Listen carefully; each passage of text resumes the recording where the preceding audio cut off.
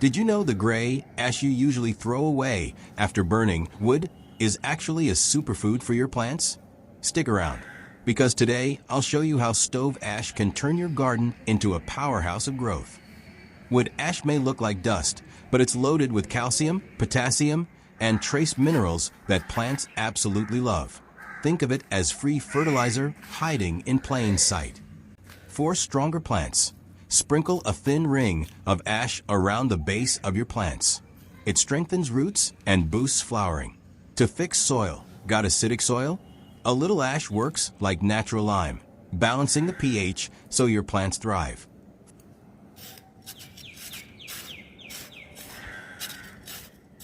For pest protection, a light dusting around plants keeps slugs, snails, and even some crawling insects away.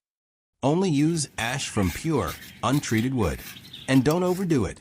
Too much can harm your soil instead of helping it. So next time you clean out your stove, don't waste that ash. Recycle it into your garden. Your plants will reward you with greener leaves, faster growth, and plenty of blooms.